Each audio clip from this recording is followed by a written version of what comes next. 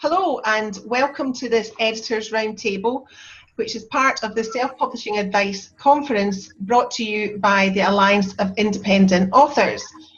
We at the Editors Roundtable today are all members of the Society for Editors and Proofreaders, or the SfEP for short.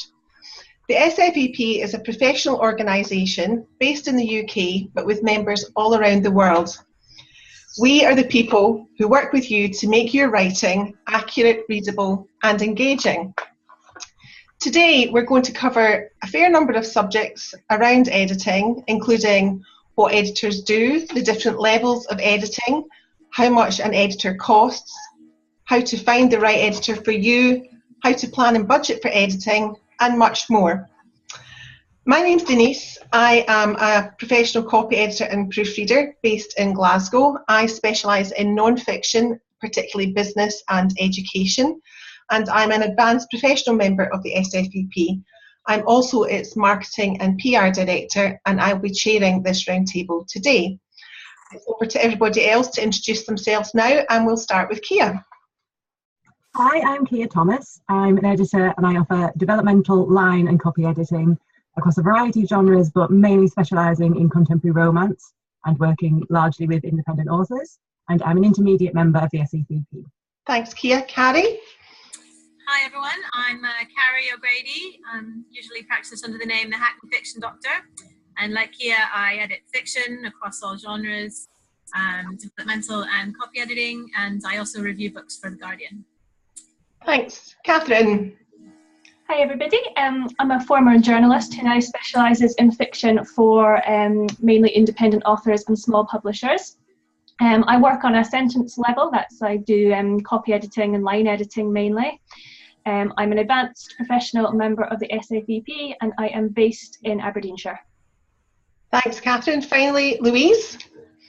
Hello, I'm Louise Hornby. I'm a specialist fiction editor like the others, and I specialise in crime, thriller, mystery and suspense for independent authors. I'm based in Norfolk and I'm an advanced professional member of the SfEP. Thanks. Okay, so the first section we're going to look at now is what does an editor do? Okay, and we're going to start with looking at the different levels of editing, and Louise is going to take the lead on that. Over to you, Louise. Thanks, Denise. Yeah, so I like to break down editing, professional editing, into 4 stages. The first is shaping, and here I'm thinking of critiques and developmental structural editing. So this is looking at things like the overall story arc, the plot, characterization, the conflict between the characters, particularly the protagonist and antagonist, the point of view, and the pacing so that the tension's appropriate for the novel. And then the next stage is smoothing, and so here we're looking at line editing, and here we're thinking about whether the sentences flow so the reader is immersed in the text rather than tripping through it, and we're looking to eradicate things that would frustrate the reader, like repetition or overwriting, or dialogue that wouldn't be authentic for that particular character, and also at how we can play with things like sentence length and punctuation to build in tension or the opposite, and just overall just make the journey through the text at that sentence level a pleasant experience rather than a difficult one. And the next stage would be correcting, and so here we're looking at things like spelling, grammar, punctuation, particularly dialogue punctuation, but also consistency, particularly with characters' names. I think we've probably all had situations where we've had books with Catherine spelt in 3 different ways, and that's the kind of thing that a pedant reader can pick up on and leave bad reviews for. So we're looking to get those things right, and also do other things like other fact checking as necessary to make sure that everything hangs together, so that we're giving the reader the best experience rather than little red flags that they can focus on rather than the actual story itself. And then the final stage is the quality control stage, and this is proofreading. Now, back in the old days when we all worked for publishers and we worked on this old-fashioned stuff called paper. Proofreading meant looking at design page proofs. And so we were paying attention to any final errors, but we were also looking for to make sure that the manuscripts followed typical layout conventions within publishing. But these days, with e-publishing, a lot of our proofreading is done in Word, and so the terminology is a little bit tangled now. But ultimately, it is that very, very final pre-publication check. And the only other thing I think I'd say about this at this stage is that the order of play is important. So if you start doing your copy editing before you're sure that the structure of your novel's right, that's a bit like making a cake and then adding the eggs in after you've done your cooking. And it's just, I think it's really important to pay attention to the order that you do your editing in, whether you're self-editing or using a third party, because that means you'll get the very best out of your book. Great, that's great, thanks. I think a lot of authors will be familiar with copy editing and proofreading, but maybe less so with developmental editing. But what I'm hearing is that that's actually an incredibly important stage for a self-publishing author to get their manuscript into a really good shape. Kia, developmental editing is something that you do a lot of. At what point does that fit into, how early would you want somebody to bring their manuscript to you for a developmental edit? It really depends on how the author wants to work. There's sort of as many different entry points as there are clients, basically. You get people who want help outlining, you get people who've written the whole story and want feedback at that stage. I've had clients who've come with a half-written manuscript who go, I know I need to fill things out and take things in a certain direction, but I just want to check that that's a good direction to take in. I'm not sure what I need to put more of in. And so, yeah, it really just does depend. And it's, oh, sorry. Do you think it's better sooner rather than later, though? You think earlier? Sooner, yeah, because otherwise you could spend time writing, carefully crafting beautiful sentences that take you into a plot hole. Yeah. And you can want to avoid that if you can. Yeah. But it really does depend on the way you want to work and sort of at what point you want to bring in another person, because it's hard. It's really terrifying bringing another set of eyes, critical eyes, onto this thing that you've put so much work into. And, we understand that as editors. Yeah. Yeah. Carrie, is that something that they can get input from a non-editor at this stage, do you think? Or do you think they need a professional at this point? I think it really depends partly on the initial responses they get. I mean, every author, every independent author has to jump that first hurdle of like, right, I've produced something, I need to show it to someone.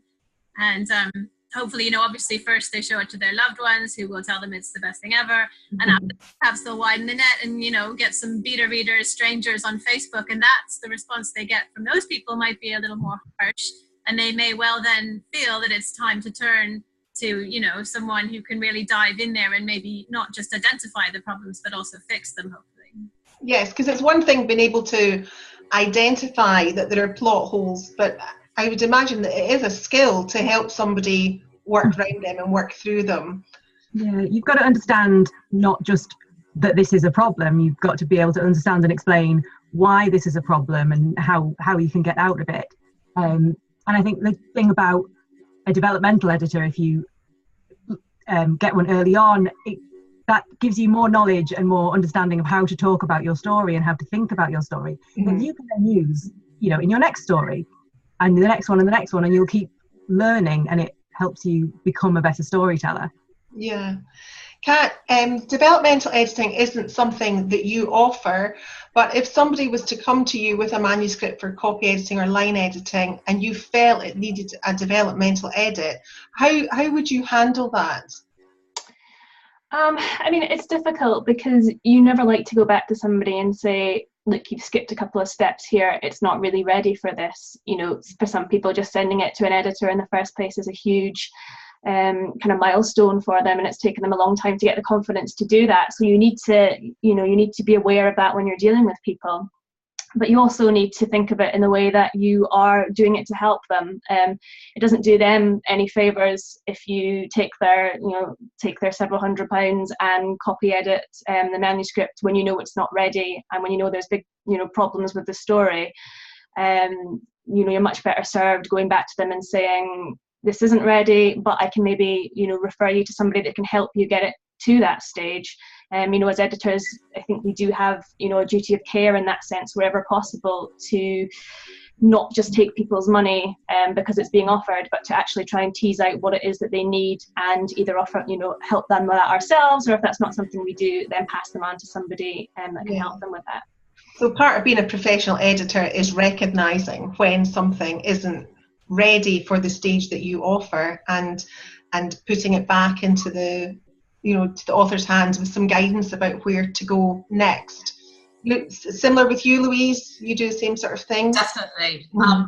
I work at the same level as Kat, and we've both had experiences where we've had authors come to us and say, actually, you know what, I'm done with this. And I think then it is acceptable, as long as the author absolutely understands that perhaps there was some macro level work that could have been done.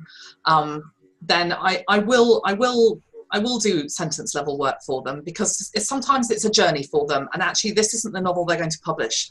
This is the one that they're going to put in the trunk and go, I did this amazing thing, I've learned a lot from it, but they're not ready to take what they consider to be backward steps. And I think as editors we have to respect that as well, that not all editors necessarily want to do things in the order we want to do them, and then maybe there are good reasons for that. So as long as all the parties know what the recommendations are and why the author is choosing to go along the path that they're choosing, then I still think there's a place for bypassing some of those early steps, despite how important they are, if that's the author's choice and if they're making an informed decision. Yeah. In my experience, though, most authors are really up for the challenge because they want to put the best book out that they possibly can. So it's horrible having to say your baby isn't ready, it's not quite there yet, and there's you thought you were near the finish line and you have a whole obstacle course left to go. But mostly they go, okay, let's get stuck in, let's exploit this potential that's there, and get out a really great book.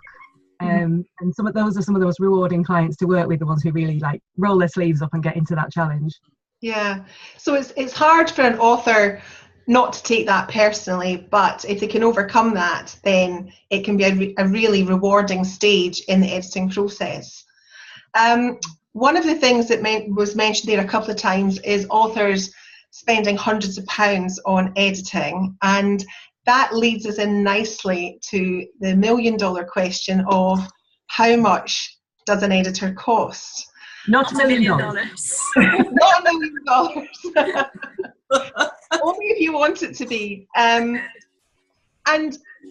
I think the thing that you'll notice throughout this round table is one of the things that editors say a lot is it depends, because there are so many variables involved in the editing process. The factors that we need to think about in deciding how much something costs are obviously the level of editing that's needed. So the different stages that Louise outlined will attract different fees. How long your text is it a short and snappy 40,000 word business book, or is it a 250,000 word sci-fi epic? The longer it is, the longer it's going to take somebody to read it. An editor still has to read every single word.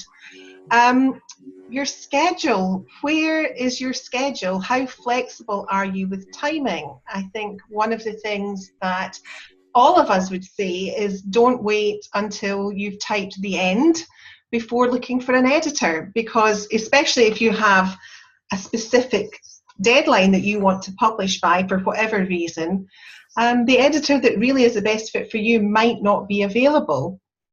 And the other thing to think about is that the editor will want to see a sample of your work so that they can judge for themselves how much work it's going to take them to work through it. No editor will give you a price without having looked at your writing first.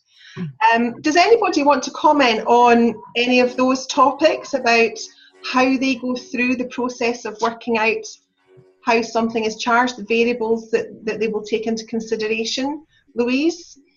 Yeah, the way I do it is I ask for a sample, ideally from the middle of the book, but sometimes authors just send me the whole manuscript. Yeah.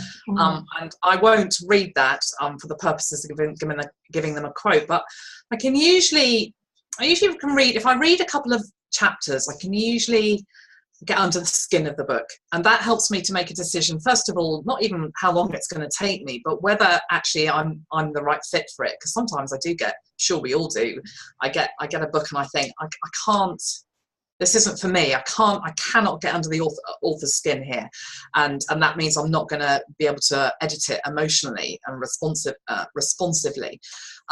But assuming all goes well and I can get under the author's skin, then what I usually do is I do a line or copy edit, and I time it and I see how long it takes me, and then I do the maths.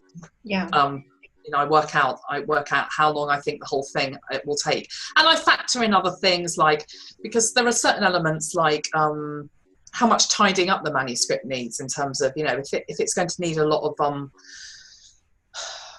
of things done to remove just little itty bitty things like double spaces, and if actually it's very well written, but and the sentences really flow, but there are thousands upon thousands of tweaks that need to be made to punctuation, the way the dialogue's punctuated, then I know the fact of the matter is those things have to be done. They're not difficult for me, but they take time, and so I have to factor in the what kind of changes I'm going to be making, and how fiddly they are, and also if there's going to be more sort of structural sentence level stuff like recasts being suggested, and but doing the sample actually just helps me get a sense of how long it's going to take, and what the problems are, and because all of us are experienced in this roundtable, it's much easier, I think, than when you're starting out as an editor, to get a sense of to be reasonably confident about how long something's going to take you, and therefore how much you're going to need to charge. Yeah. Kat, do you have a process? Do you have a fixed way of looking at how you charge for things? Do you quote per 1,000 words, or per page, or per word, or how do you tend to, or do you just give them a figure at the end? Yeah, I mean, in my experience, most people just want to know how much it's going to cost, and they don't need to know, how much that's going to be broken down to. I usually give a figure by 1,000 words, because sometimes people aren't quite sure how many words their manuscript has, or if they're, they're still finishing it, they'll say, it's going to be between 80 to 90,000. So I can give them a figure and say it's going to be XX per 1,000 words, and that means that they can easily, work that out for themselves when they've got the finished manuscript.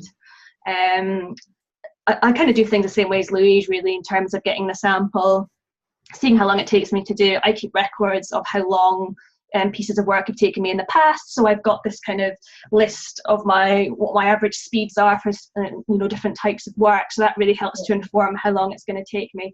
As Louise said as well, if you get something that requires almost every piece of dialogue being punctuated, that takes a long time to do, even if it's just fairly mechanical work. It's still something that takes time, and time is money. Yeah, absolutely. Carrie, how far ahead would you advise an author to look for an editor? Good editors are busy people, right? I think so, yeah. I would say at least 3 months. Yeah. If somebody comes to you and says that they have a deadline of, I want to print this in 2 weeks' time, it's going to be difficult, isn't it, Kia? Yes, I have had somebody come to me before and say, I want to publish in 2 weeks' time, and I said, well, good luck with that. And I understand, I have a client who publishes very frequently, very fast, and she writes right down to the wire. She's finishing it at midnight and sending it to me like the next morning.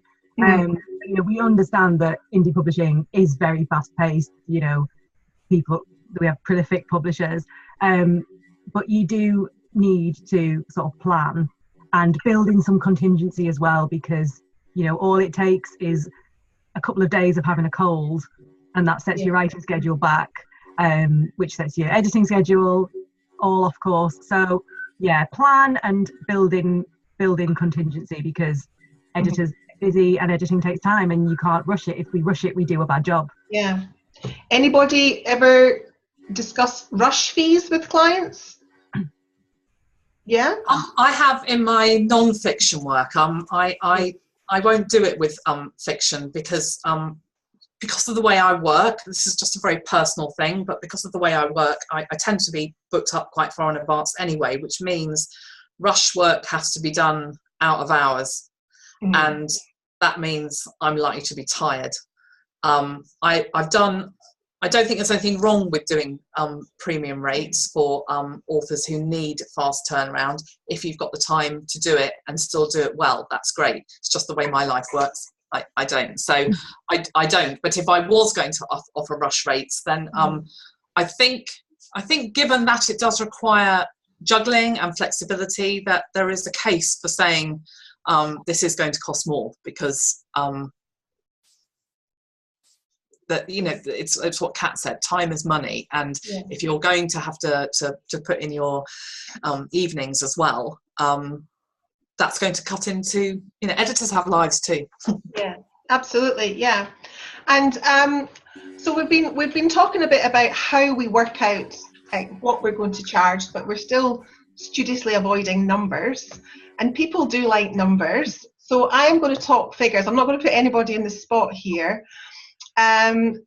For authors out there who are wondering if they've got no idea how much this might cost them, the Society for Editors and Proofreaders have suggested minimum rates. Now, this is not binding.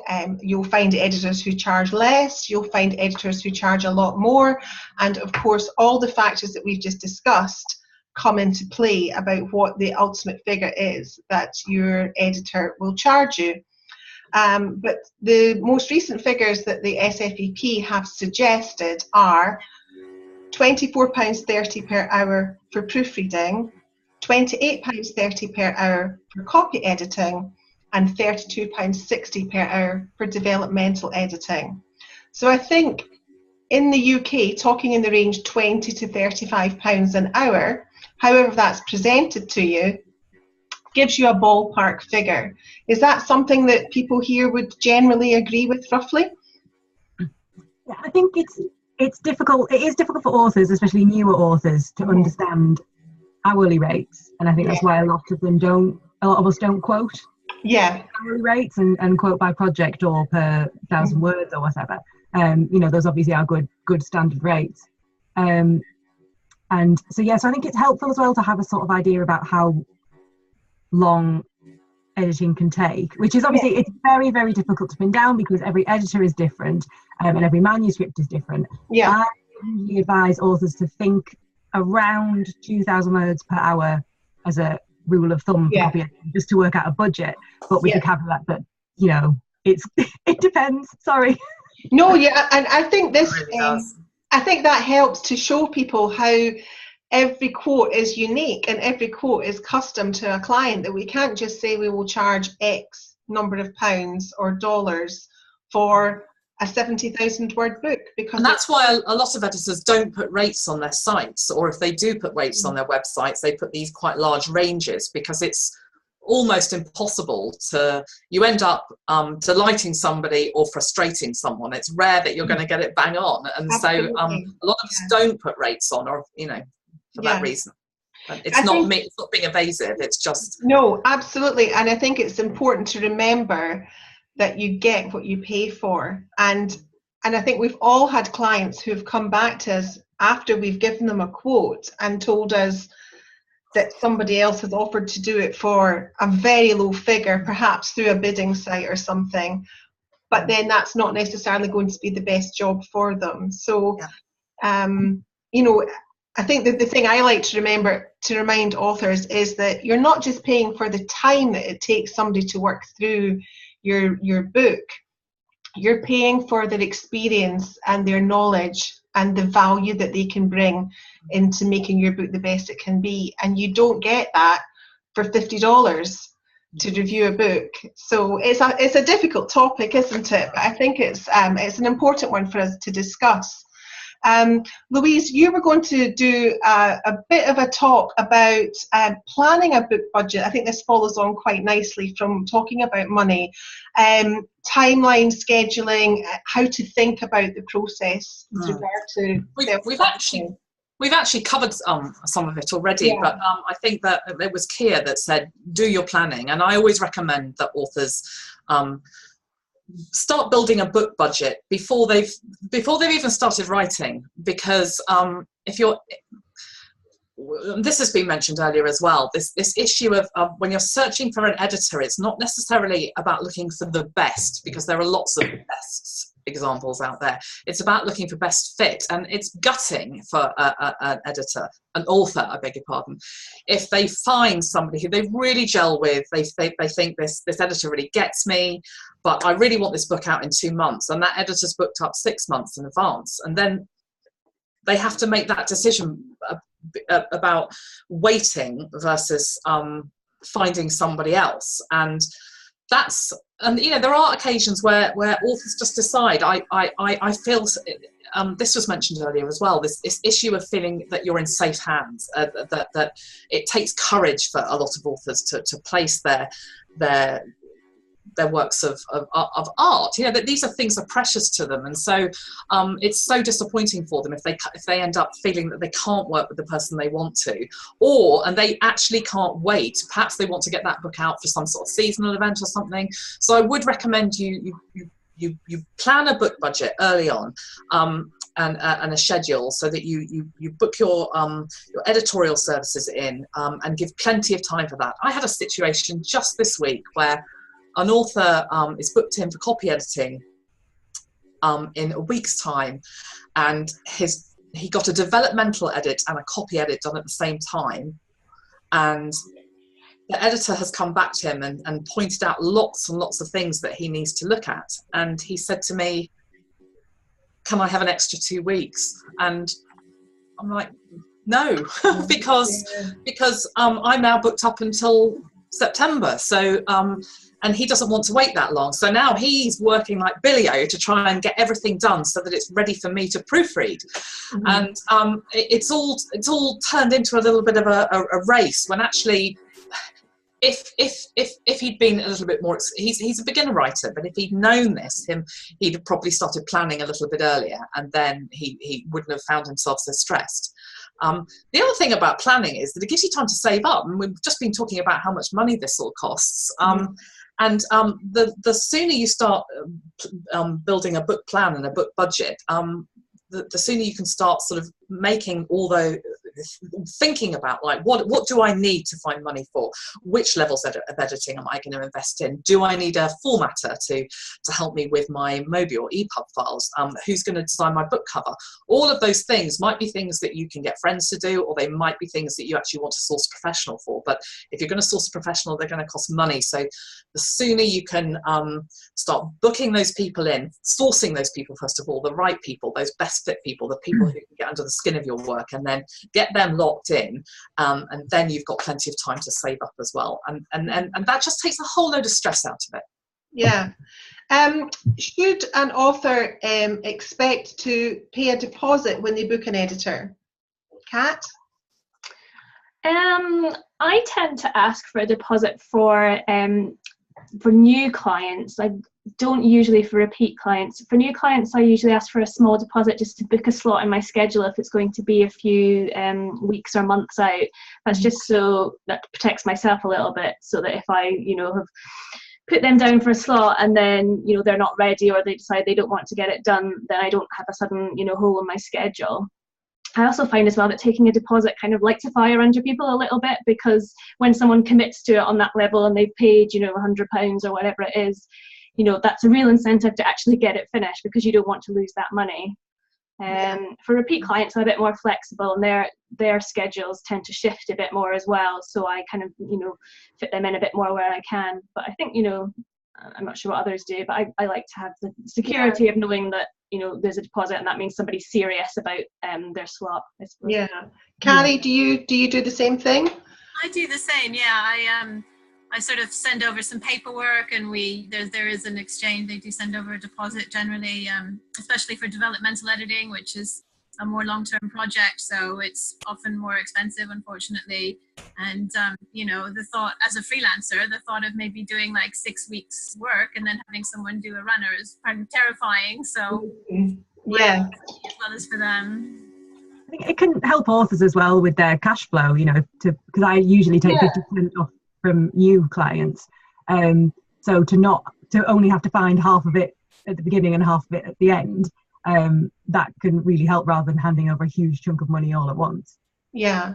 So the key thing here is to understand that it's going to cost money to get a professional involved, but to plan ahead and, you know, make it as easy on yourself in terms of budgeting as possible. So some people at this point might be asking, well, can I not just do the editing myself? Why would we not recommend that? Louise. I'm a professional editor, and I blog every week, and I know what I'm doing with spelling, grammar and punctuation, and I can write reasonably well. And I make a mistake every time, at least once. 2,000 words on a blog, I always make at least one mistake.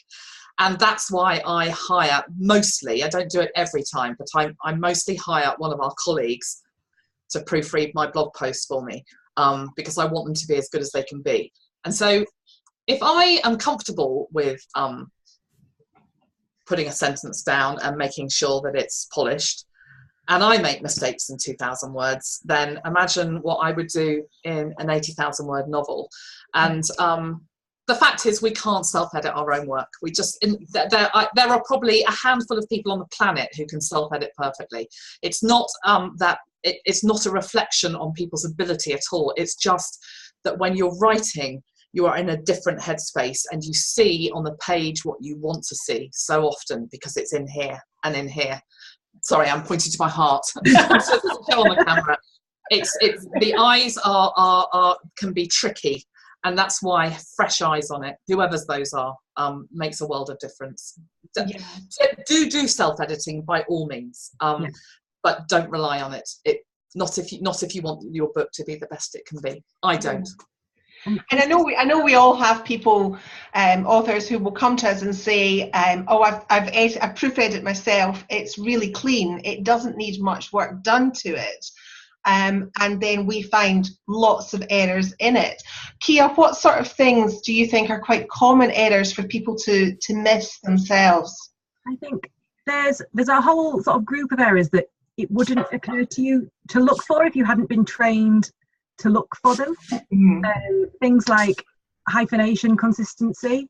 I mean, not many people think, oh, I said I put ice cream with a hyphen at the beginning and ice cream closed at the end. It didn't occur to me before I started professionally editing. And there are so many grammar rules that we think we know, that it turns out actually we've got a slightly garbled understanding of this, or there are situations where it doesn't apply.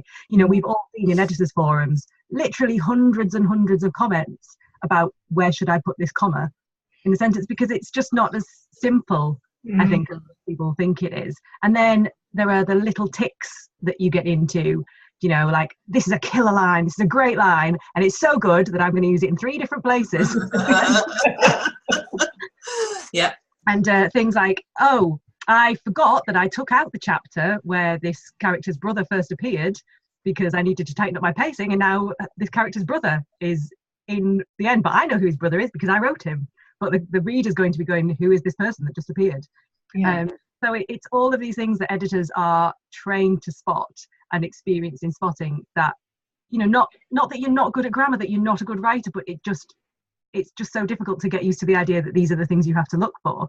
Yeah, and I think as editors, there's nothing more illuminating and scary than to have your own work edited, because I think, you know, obviously we have higher standards than most when it comes to grammar and punctuation, but we still make our own mistakes, don't we? So my copy editor said to me last week, Louise, you obviously like the word wowzer because you've used it 4 times in these 1,500 words. And it's that example that Kia talked about of the tick. You know, it's just something that's, and that needs that fresh eyes. Yeah, and it doesn't even need to be an unusual word. It can just be the style of phrasing that you have. It can get very repetitive, can't it? And I write almost all of my sentences in the same sentence structure, and it didn't occur to me until I read a whole piece of my writing out, and I realised every single sentence had the same structure. And that's a really, really common thing that you don't really see in your own writing at all. Yeah, I had one like that the other week as well. So we've talked about what an editor does, we've talked about how much it costs, and we've mentioned more than once the importance of getting the right editor and getting the right fit. So I thought we should have a bit of a chat now about how an author should go about finding the right editor for them, because obviously the right editor for one person is not the right editor for their best friend, no matter how highly recommended they might make it. So if we could just think about where people might be likely to look for an editor. And the first thing to say is that, and this is an important caveat, is that anybody can call themselves an editor. It's not a licensed profession. It's not an accredited profession, so anybody can decide to become an editor. So there are many pitfalls for the unwary author, because some people are very good at promoting themselves but maybe not as good at the actual work. So there is no one sure place that you can go to find an editor, but there are professional organisations who have their online directories. Now, we've already mentioned that we are all members of the SfEP, and that has its online directory where you can search, and you have a certain level of safety there because it's only the top 2 levels of membership who have been able to demonstrate their skills through training, through the number of hours they put in, through references, that they are able to do a good job and they are of a certain standard. Other organisations around the world would be things like the Editing Proofreading Alliance of Northern Ireland, Editors Canada, the Editorial Freelance Association in the States, the Institute of Professional Editors in Australia. Is there any others that people can think of off the top of their head where people Sense in the Netherlands. In the Netherlands, that's right. And the SfEP in the Republic of Ireland. Yeah, that's right. There is a German one, and a Japanese one, but I can't remember their names. Yeah, so it's a good starting point, I think we'd agree, is to find a professional organisation in your area and look at their directory of members if they have one. I think a common place that people will go to is if they Google online, they look for, find a proofreader. There are websites that will come up which are middlemen who connect editors and authors. Does anybody have, I know that some of you are on these websites. Kia, are you registered on some websites to put together? I don't think I am, actually. No? A lot of my clients come to me through word of mouth, either referred from other editors or referred from former clients. Yeah. I'm listed as the editor in a few of my clients' works, and quite a lot of clients have found me that way. So, if you have author friends who have editors they like working with, or if you read a book that you think is well edited, you can often try and find out who worked on that book. Who worked on it, yeah. And you've got an example of their work there. Yeah. Kat, do you work with some of these agencies at all? When I started out, I was on pretty much every directory going. I probably let my membership on a few of them lapse a little bit now that I don't need it so much, because I get a lot from repeat clients and word of mouth referrals and things. Ally actually have a directory, and it's a printed directory as well. I think that goes out every year. That's got details of editors and things in that too. So I've got some work through that in the past as well. Yeah, I'm on ReadZ. all right, yes, Yeah, and there's been a lot of bad press about ReadZ, but I really like ReadZ because first of all, they don't just accept anybody. You do have to have worked on published works and have a degree of experience. The editors set their own rates, so there'll be vast differences, just as there would be if somebody went to the SfEP directory. And also you can search on ReadZ via genre, which is quite helpful for fiction authors who want to work with somebody specifically in a particular genre. So that is, I probably get about, I think 30% of my leads, I would say, are probably from ReadZ. Most of mine are either repeat clients or the biggest directory in the world, Google. Yes. Yeah. I think it's important for people to know the difference between a directory where anybody can take out an entry without having any criteria met, and somewhere like the SfEP or ReadZ where they do vet who they actually put on their books. Yeah.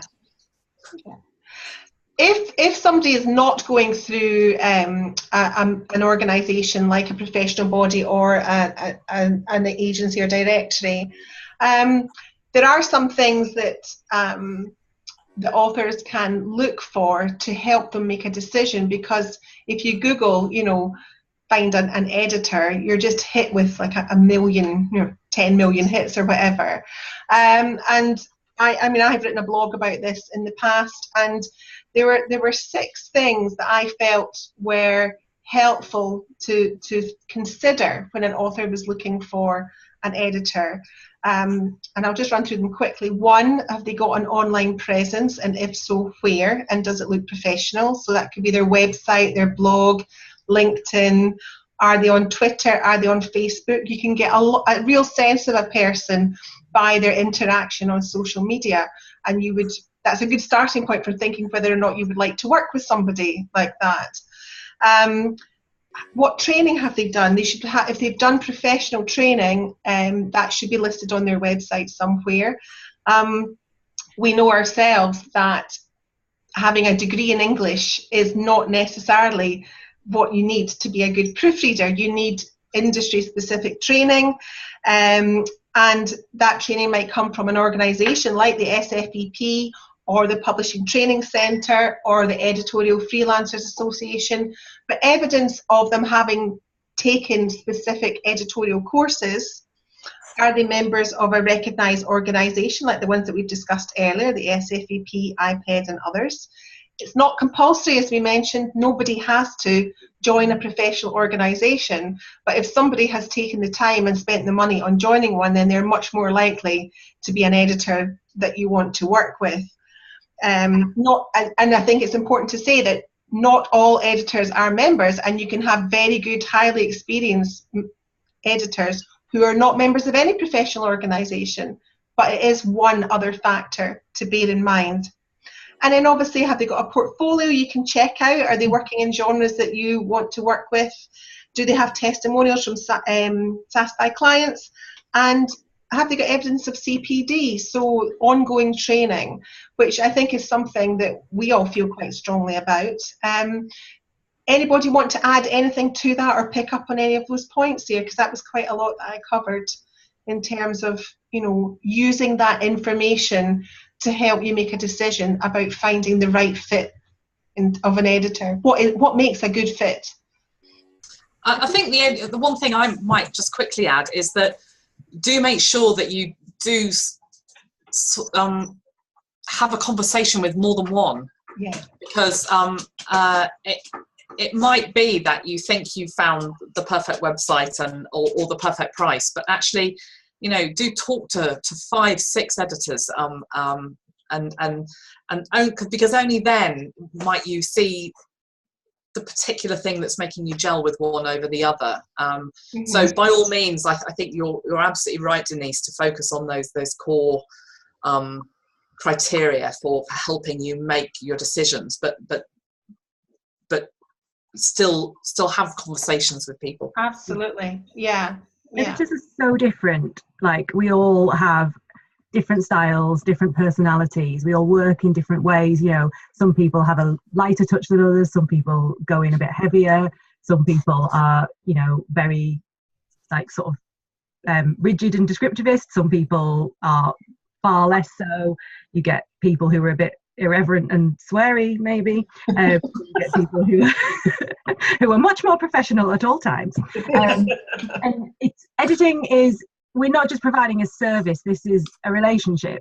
And everybody's going to get the most out of the process when you've looked around properly and really thought about it. And I think, although there's a list of things that you want to check for, and there are objective things that you want to find, your gut has to play a bit of a part as well. There could be, somebody could present you with a perfect sample edit, but if you just don't think this is the right person, then look for somebody else. There's no shame in that at all. That could be something as simple as the way that they're communicating with you, either on the phone or via email. You might just not be comfortable with the register or the tone, or they might be overly formal and you don't like that. So there's, there are lots of different things, aren't there, Carrie, that are not necessarily tangible. Absolutely, and I think it's keeping in mind with a lot of authors, maybe planning series, especially in genres like fantasy or romance, and ideally the relationship between the editor and the client is an ongoing one. And I know, speaking personally, I have lots of repeat clients. I love getting their new work because I already know their world, I know them, I know what they want, and they know what I like and don't like. And so, we're just able to kind of build on our previous work all the time. And it's so rewarding, for everyone. And that must make the editing, I would think, progressively smoother as the more that you work with somebody, the more books. Yes, it's smoother, it's faster, it's cheaper as well, because I can kind of skip all the initial, like, tell me about your world stuff. And and it's more fun as well. I think it's more fun for everyone. Yeah, I think one of the things that with a fiction editor in particular is finding somebody that's experienced in the genre that you write in. Would you agree with that, Louise? Definitely. Working with a specialist fiction editor for a start makes complete sense, because it's what we do, it's what we love.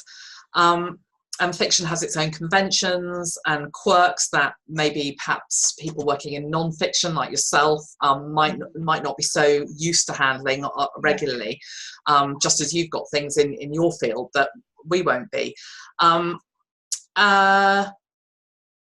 Things like, breaking rules for idiom and fragmented sentences that can have tension, or dealing with speech tags and punctuation and point of view problems.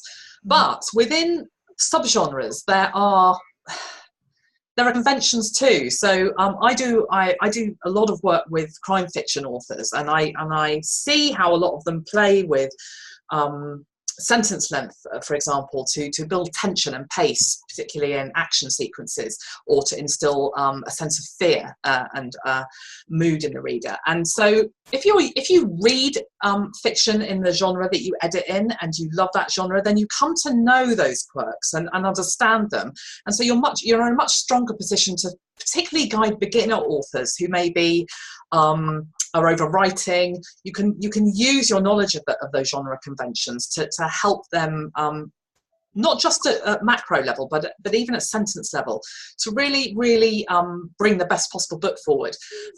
Whereas in other genres, there may be very different conventions. I had an author a couple of years ago now she was a lovely writer, but she was writing historical crime, and her dialogue kept slipping into very contemporary slang, and it really jarred and really marred what was nearly an excellent book.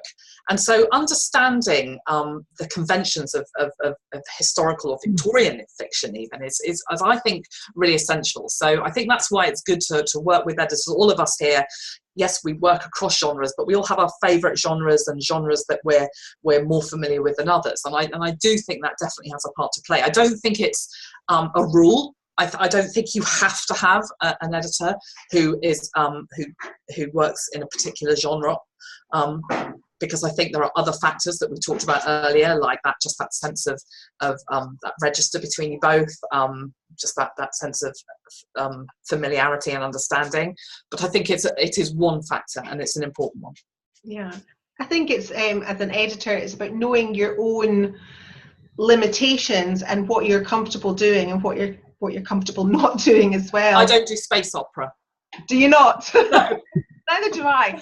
Well, I'm the only non-fiction editor in this group today, and although I'm an avid fiction reader, I would not ever attempt to edit fiction. It's just not where my skills lie. I am much better with non-fiction and education and business and things like that. And it's knowing that actually makes it easier for me to say no to a client. If they're asking me to edit fiction, it's a very easy no from me. And I think sometimes it can be tempting, and it's not always a bad thing to stretch yourself into different areas. But I think, for me anyway, that is a hard limit. I will not go past that. There's stretching yourself, and then there's doing something that actually is a disservice to the client. Absolutely. I worked in fantasy for the first time recently, which was a bit of a stretch for me, but I did a good job because, I'm familiar with fantasy, and I read some in preparation to make sure I still, had a good feel for it. But if somebody comes to me with crime, I'm going, no, go and see Cat or Louise, because I don't think I've ever read a crime novel in my life. Mm-hmm. Yeah. And sometimes it's an editor's background that will help inform their editing, because obviously, Cat, you've worked in journalism, you've worked with the police, so you... I wonder what you were going to say there. I thought it was history of crime. A criminal. But sometimes it's something that they've done before they were an editor. It's that specialist knowledge that can help inform their editing, even if it's not something that they've maybe worked on before. Yeah. Do you have a particular genre that you work with, Carrie? Not really. I mean, like, I've got lines like I won't do horror, which, I won't read it, won't edit it, don't even want to look at it, and but really you have to sort of take every project on its own merits, don't you? Sometimes you get something and you just know it's never going to work. So yeah. I think it's all part of the process of discussion with an editor, or more than one editor, like you said, Louise, to find who actually gels with you ultimately. So you've found your perfect editor, you've scheduled them in, you've paid your deposit. What can an author do to prepare their manuscript in the best possible way for the editor that's going to make everything run really smoothly? Kia? I think you try and get, we talked a bit about self-editing before, and there is a lot that authors can do to clean up their manuscript. Mm-hmm. And I think focusing on the basics, because we know that there are rules that can be broken, but there are some that can't really, and they tend to be to do with basic spelling. Run Microsoft spell checker. It's not very good, but it's better than nothing. It's going to catch mush two words together and things like that, and clean up some of the basics of dialogue, punctuation, because those little things, I think Louise mentioned it earlier, they easily rack up into the dozens of thousands of changes. Mm-hmm. Which is just going to make editing more difficult. And the more time you have to spend on little things like that, the more likely you are to miss something in a bigger sentence. If your brain starts going, oh, I know that this author has a problem with commas, so I'm looking for the next comma to check it's in the right place, I might miss, a clunky phrase that's been used 4 times in one page, because your brain starts to fall into patterns of looking for things. So yeah, do as much self-editing as you can to clean up the basic problems. Okay. And what not to do to your manuscript in terms of authors who are tempted to make it look like a book? Yes, Kat? Yeah, I think I would probably just say keep it simple. There's a reason that layout comes at the, near the end of the process, and that's because when you're copy editing, so much stuff gets moved about and deleted that if you've spent hours making it look like a book and putting all your pictures in the perfect place, when you get it back, it's going to look nothing like how you sent it, because so much will have changed. Just keep it simple. Don't worry about fonts or putting in pictures or chapter images. If you know how to use word style function, then by all means use it, but if you don't, then don't worry about it. Just as clean a manuscript as possible with nothing fancy going on is probably what I think we all appreciate in our inboxes. Carrie, what can a writer do before they send the manuscript to you to save money? So I suppose that some of these things we've touched on will save money because it's not going to be the editor that spends time doing that. Anything else that you would suggest? Yeah, I think we have touched on most of the things, like getting feedback ahead of time, keeping it short is probably the best way. Don't 200,000 words, give us 100,000 words. And something that came up earlier was it sounds counterintuitive, but to save money, don't go for the lowest quote. Don't go for the person who will do it for 100 quid, because that is just going to end up being a false economy, like as not. Yeah. Anything to add to that, Louise? I would say, because I work at sentence level, I think my experience is very much like Kat. Keep your layout simple. We can put it into styles which make it consistent for you. If you could do that yourself, great, because it means that we will have to spend less time doing that. A lot of us I know that Kat and I have talked about this, we quite enjoy actually using the opportunity to run through a document and sort of take that sort of over a sort of like a broad overview, a pass of it, while we're getting a sense of what the different elements are. But just keep it simple. There are other things you can do if you want to for tidy ups. There are tools you can use online to help with that final polishing process. But in terms of even things like page numbers, they just don't need to be in there. And an editor is going to be focusing on the text and those core elements, the chapter title, a subtitle if there is one, the main body text, the initial paragraphs, section breaks, and if you start trying to be too fancy, it can become confusing for the editor, and that just means it takes them more time. Yeah. Now, one of the things that we are offering in conjunction with this roundtable is we're doing a giveaway of the SfEP Guide to Creating a House Style. So for the first 25 people that email, and the link will be not here, but it will be on the website, they will get a free copy of the PDF version of that, which is worth £10. Creating a house style, it's something that I use quite commonly in non-fiction and in editing. Is that something that you find helpful in fiction for an author to have listed some of the conventions that they have in their writing and how they've used language? Does anybody like to see that from an author? I do. I don't see a lot, but I think, especially if you've got fantasy or any sort of made up orders of any kind where capitalization is, some things are capitalized where they might not be. If you can make a decision on that and communicate it to your editor, it means that they don't have to go, oh, I need to look and I need to check. If the decision's already been made by you, the author, then that can save us a lot of heartache going, oh, I don't know which way the author would prefer it. Better if we can make that consistent on the first round rather than having to go back and check. And just common things. There's a lot of things that aren't in dictionaries, and that there's different ways of styling, especially in fiction. So if you have a preference, then communicating that to your editor is going to save them, undoing all of your choices to their preferred choices. So that's a really good thing to bear in mind, that consistency is really a key part of especially copy editing. Yeah.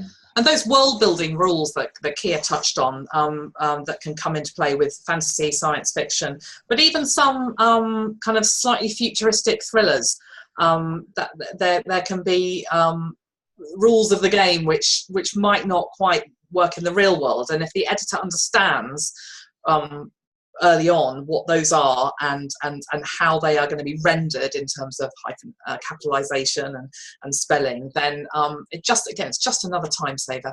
Yeah. So enter our giveaway and learn how to create a house style, and it will make your next editor's job much easier, is the motto here, I think. Okay, so once somebody has handed over their baby to us and we have worked our magic on it, the big thing is, what can an author expect from an edited file? Kat, is it going to be perfect? I'm afraid it is not going to be perfect. Surely not. Somebody, I can't remember who this was, somebody said once that, you know, a book with no mistakes is a book that's had too much money spent on it. Which I think is probably correct. You know, I was reading a book recently that was a kind of 10th anniversary reprint or something, and I spotted, you know, quite a few typos in it, and I thought, you know, this is a best-selling novel. It's been around for 10 years and there were still mistakes in it. Mm-hmm. I think authors just, you know, you need to have realistic expectations, and it's difficult because, you know, you want it to be perfect. Everybody wants it to be perfect, but if you spend your life trying to chase that elusive perfection, then you'll never ever publish your book. You know, to try and put it into context a little bit, if I'm doing maybe a moderate copy edit on something, I can make in excess of 6,000 changes to a file. You know, that's a lot of things I've caught, but I'm not a machine, I'm a human being, and I'm not going to catch everything. There will be, you know, there'll be some typos probably, you know, maybe a couple of extra spaces. You know, there'll be little tiny things like that, and that's, you know, that's why you have the proofreading process, and that's, you know, that's a really important part of the process that shouldn't really be skipped. You know, if you're only getting one round of editing, you can only expect an editor to catch so much. People have said, you know, 95%, you know, is a kind of number that you should expect your editor to find the number of errors. I would hope to be a bit higher than that, but, you know, that gives you a kind of sense of what kind of numbers you're looking at here. And obviously, the more mistakes you have to start with, the more they're going to be remaining when the editor is finished. So if you can afford, you know, multiple rounds, get a proofreader. If you can't afford a proofreader, just get friends and family to look through it and try and find typos. You can make it, you know, a competition and give them a bottle of wine. The person that finds the most typos. So just be realistic. You know, editors aren't magicians. We're human beings, and, you know, I think all of us will promise to make your book a lot better than it was, but we shouldn't ever promise perfection. Mm-hmm. Be suspicious of somebody promising perfection. Yeah. And that everything that Kat said also applies within the publishing industry. Years ago, I worked on the bajillionth edition of James Herbert's The Rats. I was proofreading, so literally there would have only, when you thought, I don't know how many editions of that book have been printed now, but you'd think it would be perfect. You'd think it would have had too much money spent on it, but the main character's name was spelt wrong. You know, that's a major, big name author, big name publisher, comes to little old proofreader me, and it's just slipped through a million times. Yeah. So, you know, give yourself a break. Like Kat said, just get the book out there. Do your very best, but don't expect Gandalf. Or Gandalf. I think that can be difficult for an author, because we all know, we've looked at published, we should never look at published versions of things that we've worked on, and you will always open it to the page where there's an error. Always. It's just the sod's law, isn't it? But people do get very hung up on that, and they forget all the errors that have already been corrected. And if, as Kat said, you've made 6,000 or 12,000 or 20,000, you know, corrections, even a perfection rate of 99% is still going to leave a good number of errors. And it's the law of diminishing returns. There's only so much money you want to spend on something before it becomes uneconomical. So it's aim for perfection, but be realistic about what you can achieve. Is it ready to publish once it's been edited? Does anything else need to be done to it? Will it be ready to go once you've had your hands on it? Doubtful.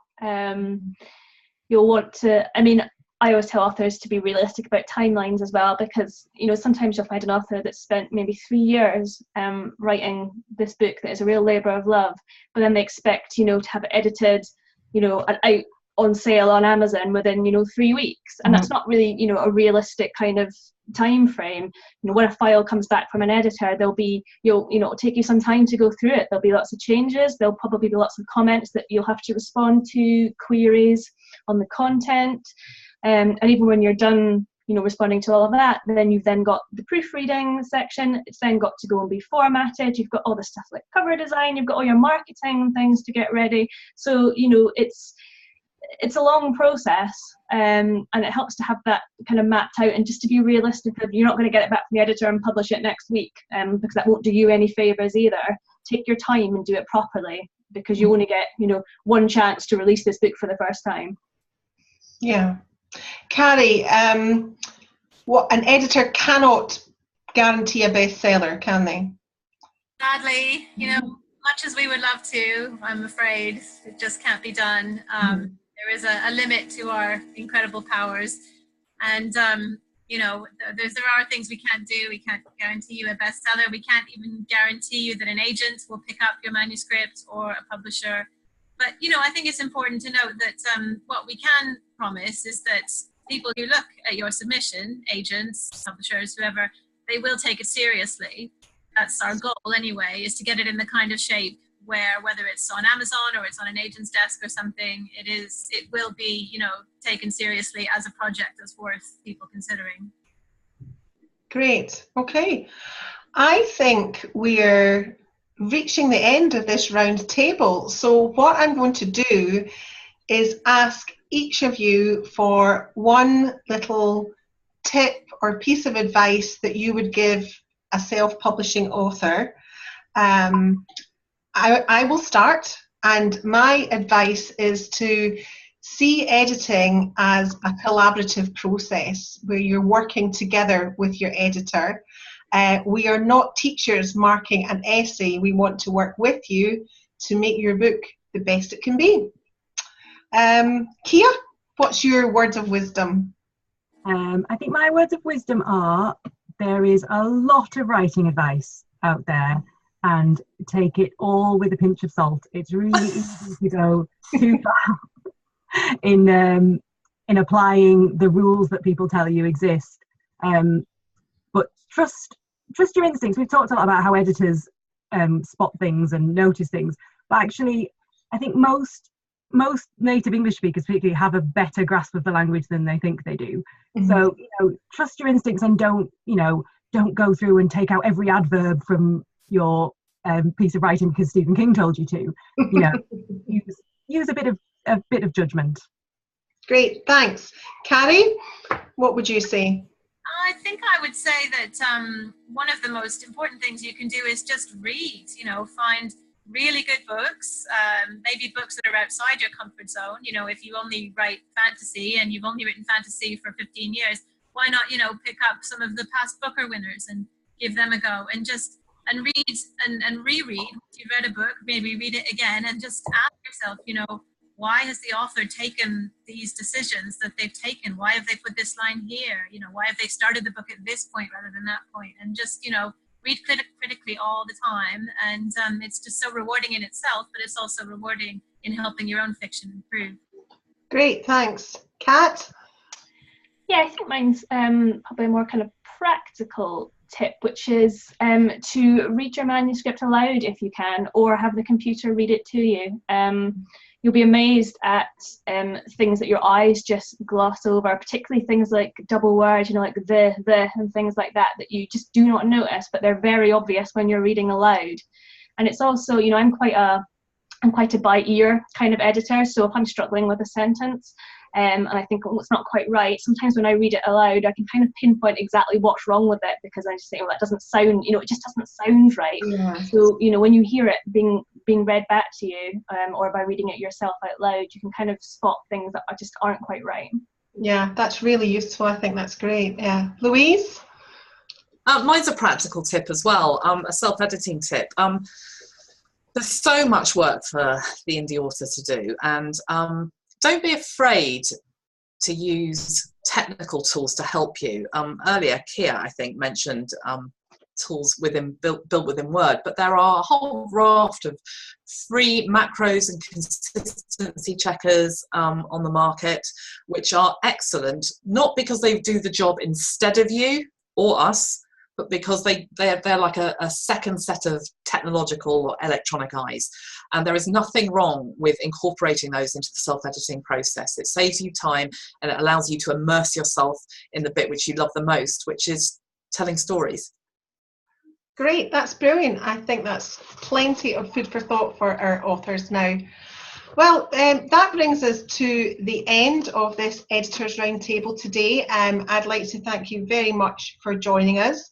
I'd also like to thank the Alliance of Independent Authors for inviting us to take part in the Self-Publishing Advice Conference.